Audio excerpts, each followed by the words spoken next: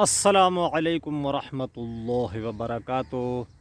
ابھی میں سرسوں کے کھیت میں بیٹھا ہوں ادھر، اور بہت زبردست خوشبو آ رہی ہے اور ہلکی ہلکی ہوا چل رہی ہے۔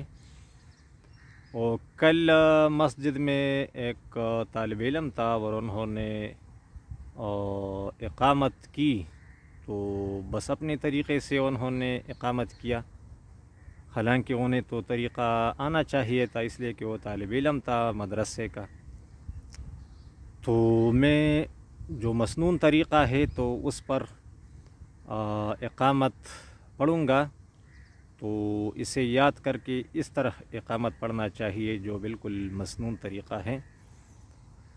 اللہ اکبر اللہ اکبر اللہ اکبر اللہ اکبر، اشہد ان لا الہ الا اللہ اشہد ان لا الہ الا اللہ، اشہد ان محمد الرسول اللہ اشہد ان محمد الرسول اللہ، حی علی الصلاۃ حی علی الصلاۃ حی علی الفلاح حی علی الفلاح، قد قامت الصلاۃ قد قامت الصلاۃ، اللہ اکبر اللہ اکبر، لا الہ الا اللہ۔ اسی طریقے پر یہ مسنون طریقہ ہے، پہلے چاروں کلمات اللہ اکبر جو 4 دفعہ ہے یہ پورے ایک سانس میں پڑھنا ہے۔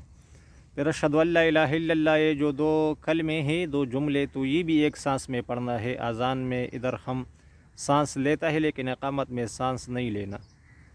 پھر اشہد ان محمد الرسول اللہ، یہ ایک سانس میں پڑھنا ہے، حی علی الصلاۃ حی علی الصلاۃ، اور یہ تا پر وقف کریں گے، ہا پڑھیں گے۔ وہ بعض لوگ حی علی الصلاۃ حی علی الصلاۃ اس طرح پڑھتے ہیں، تو یہ ٹھیک نہیں۔ حی علی الصلاۃ حی علی الصلاۃ ایک سانس میں وقف کی طرح پڑھنا ہے، لیکن وقف کرنا نہیں۔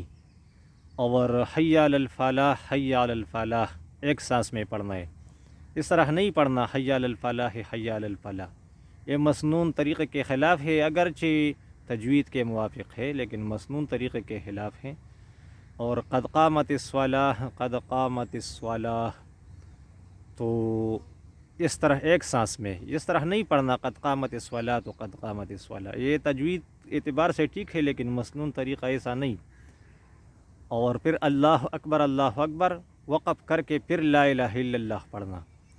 اور اس طریقے پر جو مطلب امام شافعی رحمۃ اللہ علیہ جو بتاتے ہیں کہ حدیث شریف میں آیا ہے کہ پیغمبر علیہ السلام یا مقیم نے جو اقامت کیا تو ایثار کیا، تو وہ ایک ایک کلمہ پڑھتا ہے، اللہ اکبر اشہد ان لا الہ الا اللہ اشہد ان محمد الرسول اللہ، حی علی الصلاۃ حی علی الفلاح، اس طرح قد قامت الصلاۃ قد قامت الصلاۃ، اللہ اکبر لا الہ الا اللہ۔